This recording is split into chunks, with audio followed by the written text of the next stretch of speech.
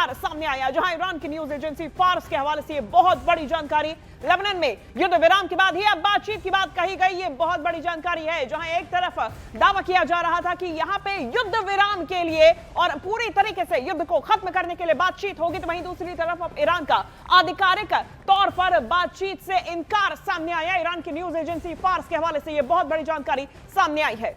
मैं ज्यादा जानकारी लूंगी, मेरे सहयोगी शैलेंद्र बंगू हमारे साथ जुड़ गए हैं। शैलेंद्र, बहुत बड़ी जानकारी है, पूरी तरीके से इनकार, यानी कि अब तक जो दावे किए जा रहे थे कि ईरान की टीम पहुंच चुकी है, बातचीत की जाएगी, सब कुछ बेकार।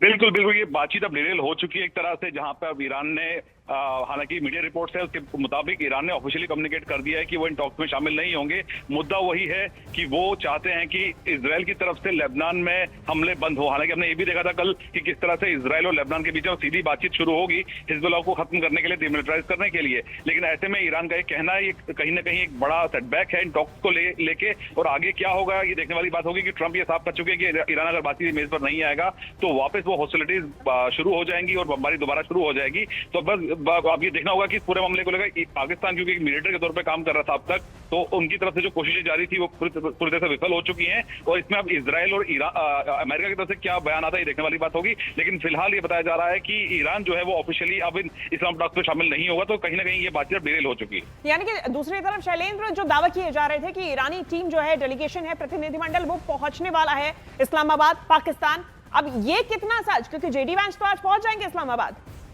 देखिए, जो खबरें आ रही थी इसके मुताबिक पाकिस्तान में जो ईरान के राजदूत हैं उन्होंने पोस्ट किया था कि परसों रात को ही वो ईरान की जो डेलीगेशन में पहुंचने वाली है इस्लामाबाद, लेकिन बाद में उन्होंने अपना पोस्ट डिलीट कर दिया। तो कहीं ना कहीं जो मुद्दा है, जो लेबनान का मुद्दा है, उसके आसपास की अभी चीजें घूम रही हैं। फ्लैश पॉइंट लेबनान बन चुका है और इजराइल साफ कर चुका है और अमेरिका भी साफ कर चुका है कि लेबनान जो है वो सीजफायर का हिस्सा नहीं है। तो ऐसे में ईरान पीछे हट रहा है और साफ तौर पर अगर बातचीत के लिए तैयार नहीं होता है तो ये पूरी तरह से इस्लामाबाद की जो कोशिशें थी मीडिएशन की वो पूरी तरह से विफल रही हैं और कहीं ना कहीं ये जंग की तरफ वापस ये पूरा मुद्दा जा रहा है। और दूसरी तरफ जितनी भी पाकिस्तान की तरफ से मध्यस्थता की कोशिश की जा रही थी, पूरा दावा किया जा रहा था कि सब कुछ ठीक कर दिया जाएगा, हम एटलीस्ट प्लेटफॉर्म दे देंगे, हमारी वजह से ये बातचीत संभव हो पा रही है। अब क्या कहेंगे पाकिस्तान वाले? बिल्कुल, देखिए पाकिस्तान के लिए एम्बैरेसमेंट हो जाएगी, क्योंकि हमने देखा है कि पाकिस्तान एक सिक्योरिटी स्टेट है। जैसे जैसे अमेरिका ने कहा वैसे वैसे पाकिस्तान ने कि एक मोहरा बन के इसका इस्तेमाल किया गया। लेकिन कहीं ना कहीं जो बड़ी इसमें जो पार्टीज हैं जिसमें ईरान शामिल है उनको कहीं ना कहीं ऑन बोर्ड नहीं ला पाया पाकिस्तान। और जिस तरह से लेबनान का मुद्दा रहा है उसको लेकर लगता नहीं है कि इजराइल पीछे हटने को तैयार है। हालांकि खबरें ये भी आ रही थी कि ट्रंप की तरफ से कहा गया इजराइल से कि वो स्केल डाउन करे अपने अटैक्स को, लेकिन ऐसा होता नजर नहीं आ रहा है। तो ऐसे में ईरान का पीछे हटना कहीं ना कहीं पाकिस्तान के लिए भी एक ग्लोबल एम्बैरेसमेंट हो जाती है। और दूसरी तरफ जहां एक तरफ पाकिस्तान अपने आप को पीस मेकर बता रहा था और कह रहा था कि पूरी दुनिया में हम शांति ला रहे हैं, खासतौर पे ईरान और यूएस के बीच में जो पूरी दुनिया में हाहाकार मचा हुआ है, उस तरफ दूसरी तरफ एक ट्वीट भी सामने आ गया है। शैलेंद्र, आप बने रहिए, ये बहुत बड़ी जानकारी है क्योंकि अब तक जो पूरी सिचुएशन थी वो इस वार्ता पर टिकी हुई थी और अब मसूद पेजेश्कियान की तरफ से ट्वीट सामने आ गया, उनकी तरफ से ट्वीट किया गया है और कल उन्होंने ट्वीट करके इनकार के संकेत दिए थे और अब आधिकारिक तौर पर इसकी पुष्टि भी हो चुकी है। ये बहुत बड़ी जानकारी है, आधिकारिक तौर पर अब पुष्टि हो गई है। संकेत ईरान की तरफ से मसूद पेजेश्कियान ने पहले ही दे दिए थे। ये उनका ट्वीट देखिए, ये ट्वीट सामने आया। शैलेंद्र, इसमें बड़ी बात यह है कि जो शर्तें ईरान की तरफ से रखी गई थी, पाकिस्तान उन शर्तों पर अमेरिका से मध्यस्थता करने में नाकामयाब रहा है। ये एक तरीके से मान लिया जाए, क्योंकि ईरान अपनी शर्तों पर अटका हुआ था। अमेरिका कह रहा था बातचीत होगी फिर देखेंगे, लेकिन ईरान का यही कहना था कि जब तक शर्तें मान ली नहीं जाती तब तक बातचीत नहीं होगी। अब ये पूरी तरीके से स्पष्ट हो गया। सबसे बड़ा एम्बैरेसमेंट तभी हो गया था जब पाकिस्तान के प्रधानमंत्री शहबाज शरीफ ने पोस्ट करके कहा था कि सीज फायर का वो वेलकम करते हैं। उन्होंने एक मीडिएटर का रोल किया और साथ ही साथ पाकिस्तान के प्रधानमंत्री ने साफ तौर पर लिखा कि लेबनान भी इसका हिस्सा है। यानी कि मीडिएटर को ही नहीं पता था, मध्यस्थ को ही नहीं पता था कि लेबनान को लेकर इजराइल और अमेरिका दोनों ही तैयार नहीं है। इसके बावजूद पाकिस्तान के प्रधानमंत्री ने ये ट्वीट किया, जिसके बाद सवाल खड़े किए गए। ईरान ने भी कहा था कि पाकिस्तान के प्रधानमंत्री के मुताबिक लेबनान भी इसमें शामिल किया गया है, लेकिन वो असल में होता हुआ नजर नहीं आया। तो ये एम्बैरेसमेंट ना सिर्फ शहबाज शरीफ की है बल्कि पूरे पाकिस्तान की है कि जहां पर अपने आपको मध्यस्थ दिखा रहा था, तैयारियां चल रही थी इस्लामाबाद में इस बातचीत को लेकर, होटल फाइनल कर लिए गए थे, रेड जोन तक अनाउंस कर दिया गया था। तो उसके बाद अब अगर टॉक नहीं होती है तो जाहिर तौर पर ये एक बड़ी किरकिरी होगी पाकिस्तान की ग्लोबल लेवल पर। और साथ ही साथ में जो ये भी है, स्पष्ट हो गया है कि पाकिस्तान है एक पुतले की तरह ही काम कर रहा था। भाई मध्यस्थ को ही नहीं पता कि चल क्या रहा है। अमेरिका के कहने पर, उनके निर्देश पर वो इस कदर काम कर रहा था कि उसको पता ही नहीं था कि बाकी दूसरा जो स्टेक होल्डर है, ईरान सबसे बड़ा स्टेक होल्डर है, वो चाहता क्या है। बिल्कुल, देखिए हम इसको ऐसे समझ सकते हैं कि पाकिस्तान को इस्तेमाल किया गया है अमेरिका की तरफ से इस तरह के बयान देने के लिए, और वो ऐसी स्टेट है जहां पर जो भी अमेरिका कह रहा था पाकिस्तान वो बात मान रहा था। लेकिन जहां तक लेबनान की बात है तो कहीं ना कहीं कल हमने ये भी देखा कि इजराइल के राजदूत ने हमसे एक्सक्लूसिव इंटरव्यू में ये बात कही थी कि पाकिस्तान शायद दबाव में था, इसलिए उन्होंने लेबनान का जिक्र किया, क्योंकि लेबनान कभी सीजफायर का हिस्सा था ही नहीं। और इजराइल एम्बेसडर ने ये भी कहा कि पाकिस्तान पर हम भरोसा बिल्कुल नहीं करते हैं। तो ऐसे में वो पाकिस्तान जो है वो आतंकवाद का समर्थन देश रहा है, तो ऐसे हम भरोसा नहीं कर सकते। और अगर उनको लेबनान उन्होंने शामिल किया तो उससे ये साफ हो जाता है कि अमेरिका को पाकिस्तान पर भरोसा नहीं करना चाहिए और किसी और देश को ढूंढना चाहिए मध्यस्थता के लिए। निश्चित तौर पर फिलहाल बहुत शुक्रिया आपका शैलेंद्र, तमाम जानकारी हम तक पहुंचाने के लिए।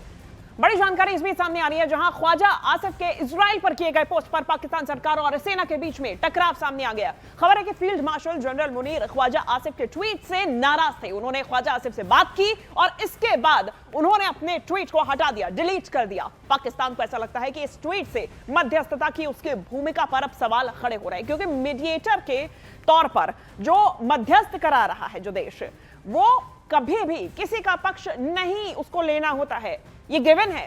पाकिस्तान को यह भी शक था कि अमेरिका इस ट्वीट से नाराज हो सकता है, और निश्चित तौर पे जिस तरीके के शब्द का इस्तेमाल किया गया था ख्वाजा आसिफ की तरफ से, इजराइल को कैंसर रूपी राष्ट्र बताया था, बहुत बड़ी बात थी। और इस बीच बड़ी जानकारी सामने आई है, ख्वाजा आसिफ की पोस्ट से आसिम मुनीर काफी नाराज हो गए थे, क्योंकि जिस मीडिएटर का रोल वो अदा करना चाहते थे, इस एक ट्वीट से वो रोल पूरी तरीके से खराब होने वाला था। तो जो पाकिस्तान शांति दूत बनने की कोशिशों में लगा हुआ था, अब उस कथित शांति दूत के घर में ही संग्राम शुरू हो गया। वो इसलिए क्योंकि हालात ऐसे हो गए कि शांति वार्ता की मेजबानी से ठीक पहले अब पाकिस्तान के रक्षा मंत्री और फील्ड मार्शल आपस में ही भिड़ गए। वजह बना है इजराइल, जिसे लेकर पाकिस्तान के रक्षा मंत्री ने अब सोशल मीडिया पर एक पोस्ट किया, इजराइल को कैंसर बताया। और इसके बाद जब यह सोशल मीडिया पोस्ट वायरल हुआ तो आनन फानन में फील्ड मार्शल मुनीर ने रक्षा मंत्री का सोशल मीडिया पोस्ट डिलीट करा दिया। तो अब सवाल है कि जो पाकिस्तान खुद अपने घर में सिर फुटअव्वल कर रहा है, वो क्या किसी के बीच में शांति समझौता करा पाएगा? अब यह बात भी एक बार फिर साबित हो गई है कि पाकिस्तान में असली बॉस मुनीर ही है, और मुनीर के इशारे के बिना वहां पर एक पत्ता भी नहीं हिलता है। अब ये तो स्पष्ट हो चुका है। और इससे पहले अगर बात की जाए पाकिस्तान के रक्षा मंत्री ख्वाजा आसिफ की तरफ से, उन्होंने जो हरकत की उसके बाद पाकिस्तान और इजराइल के बीच में जुबानी जंग शुरू हो गई। इजराइल ने साफ कह दिया कि उसे पाकिस्तान पर भरोसा नहीं है, क्योंकि पाकिस्तान आतंकवाद का समर्थक देश है। यह साफ और स्पष्ट इजराइल की तरफ से किया गया था। पाकिस्तान आतंकवाद का समर्थन करता है, इजराइल ने साफ और सख्त शब्दों में कहा था। क्या कहा था, चलिए आपको बताते हैं क्या बयानबाजी आपस में शुरू हुई थी। इजराइल नरक की आग में जले, ख्वाजा आसिफ की तरफ से यह तक कह दिया गया था। तो वहीं इजराइल की तरफ से पलटवार किया गया और कहा कि खात्मे की बात बेहद आपत्तिजनक है, और साथ ही साथ में ख्वाजा आसिफ ने इजराइल को कैंसर रूपी राष्ट्र बता दिया था, और ऐसे में ऐसे बयान बर्दाश्त के लायक नहीं है। ईरान ने इस बात को साफ और स्पष्ट कर दिया। यह बयानबाजी दोनों ही देशों के बीच में देखी गई है। यहां तक कि इजराइल बुराई का प्रतीक कभी है, यह तक कह दिया गया था ख्वाजा आसिफ की तरफ से, पाकिस्तान की तरफ से। तो इजराइल की तरफ से भी ये बिल्कुल भी बर्दाश्त लायक और आपत्तिजनक बयान से बता दिया गया था। तो ये जो है बयानबाजी देखी गई, और उसके बाद आसिफ मुनीर की फटकार भी सामने आई है, जिसके बाद इस ट्वीट को पूरी तरीके से डिलीट कर दिया गया है।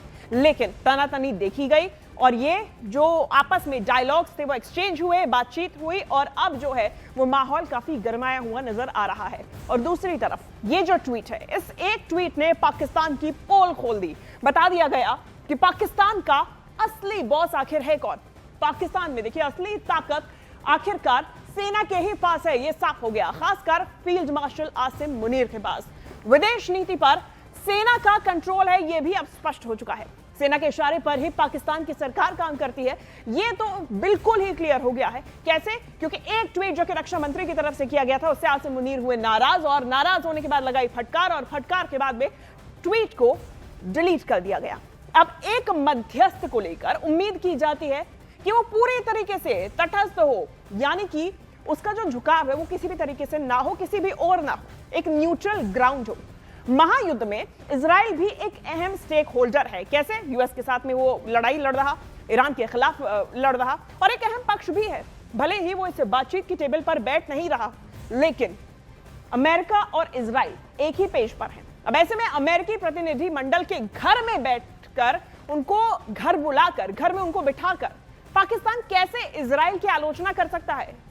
यह बात भी सच है कि इजराइल से पाकिस्तान की ये पुरानी खुन्नस है, लेकिन सवाल है कि इस नाजुक मौके पर क्या उसने ईरान से हमदर्दी दिखाने के लिए इजराइल की आलोचना की? क्या मुस्लिम देशों का लीडर बनने की कोशिश में पाकिस्तान की तरफ से ऐसा बयान दिया गया? इस बीच बड़ी जानकारी सामने आई है कि ईरान के सांसद इब्राहिम अजीजी का एक बहुत बड़ा बयान सामने आया, जहां उनकी तरफ से कहा गया कि यूएस इजराइल के टैंकर्स को कभी भी एंट्री नहीं दी जाएगी। इब्राहिम ने कहा कि हॉर्मुज से एंट्री हमेशा के लिए बैन हो चुकी है, ये उनकी तरफ से स्पष्ट कर दिया गया। यानी कि जो 2 हफ्ते का सीज फायर है, उसमें भी अमेरिका और साथ ही साथ में इजराइल के जहाजों को, उनके टैंकर्स को यहां से एंट्री नहीं दी जाएगी। ये बहुत बड़ा बयान सामने आया। उन्होंने साफ और स्पष्ट कहा कि यूएस इजराइल के टैंकर्स को कभी भी एंट्री नहीं दी जाएगी। इब्राहिम ने कहा कि हॉर्मुज से एंट्री हमेशा के लिए उनके लिए बैन है। तो 7 अक्टूबर 2023 के हमलों के बाद अब इजराइल सिर्फ जवाब नहीं दे रहा, बल्कि खेल के नियम ही बदल रहा है। गाजा से लेकर सीरिया और अब लेबनान तक एक नई रणनीति पर काम हो रहा है, बफर जोन की रणनीति। यानी अब जंग अपनी सीमा के अंदर नहीं, बल्कि दुश्मन की जमीन पर लड़ी जाएगी। खतरा आने का इंतजार नहीं किया जाएगा, खतरे को पैदा होने से पहले ही खत्म करने की तैयारी है। लेकिन सवाल यह है कि क्या यह सुरक्षा है या फिर एक ऐसी नीति जो कि पूरे एशिया को स्थायी युद्ध में झोंक सकती है?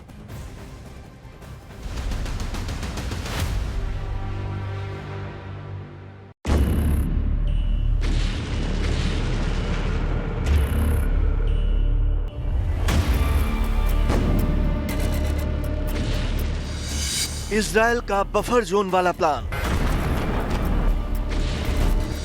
सीमा से बाहर इजराइल का सुरक्षा घेरा। खतरे से पहले हमले की नई सैन्य नीति। 4 लेयर में बटा इजराइल का नया सिक्योरिटी सिस्टम। 7 अक्टूबर 2023 के नरसंहार ने इजराइल के सिक्योरिटी सिस्टम को बहुत बड़ी चुनौती दी थी। लिहाजा अब तक जो राजनीति डिफेंस पर टिकी थी, वो अब प्रोएक्टिव अटैक में बदल चुकी है। नई नीति साफ है, अगर खतरा दिखे तो इंतजार मत करो, पहले ही खत्म कर दो।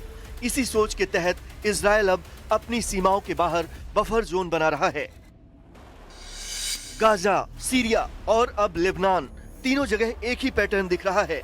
इलाके को खाली कराओ, कंट्रोल लो और दुश्मन को सीमा से दूर धकेल दो।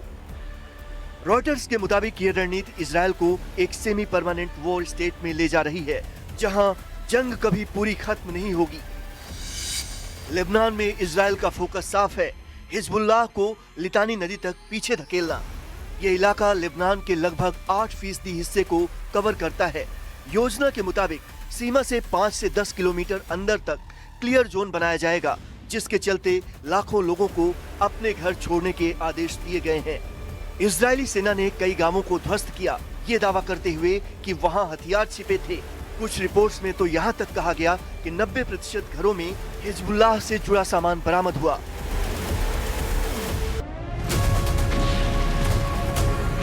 यानी अब ये सिर्फ बॉर्डर की लड़ाई नहीं, बल्कि जमीन पर कब्जे की रणनीति बन चुकी है। इजराइल के रक्षा मंत्री इजराइल काट्ज ने इस ऑपरेशन को 4 लेयर सिक्योरिटी जोन के रूप में समझाया है। पहली लेयर बॉर्डर लाइन, जहां गांवों को पूरी तरह ध्वस्त किया जाएगा ताकि हिजबुल्लाह उन्हें इस्तेमाल न कर सके। दूसरी लेयर डिफेंसिव लाइन, जहां 5 फॉरवर्ड पोस्ट को बढ़ाकर 15 तक किया जाएगा।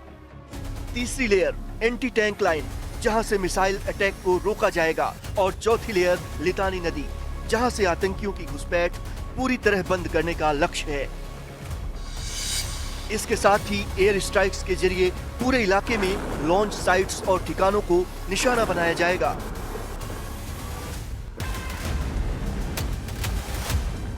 इजरायल ने इस ऑपरेशन को स्कॉट्स अर्थ जैसी रणनीति बताया है, यानी दुश्मन को कमजोर करने के लिए उसकी जमीन, संसाधन और ढांचे को पूरी तरह खत्म कर देना। लेकिन इस रणनीति की कीमत भी भारी है, बड़े पैमाने पर विस्थापन, गांवों का विनाश और मानवीय संकट। इजरायल अब